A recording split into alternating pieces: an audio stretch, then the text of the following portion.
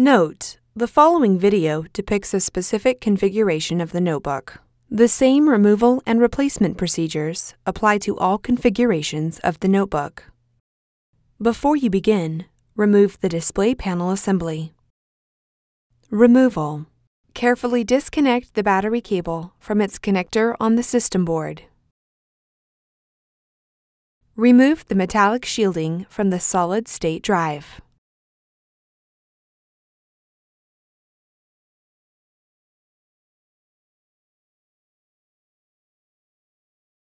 Remove the 2mm P1 Phillips-head screw that secures the solid-state drive to the display enclosure. Grasp the solid-state drive by the edges and pull gently to remove it.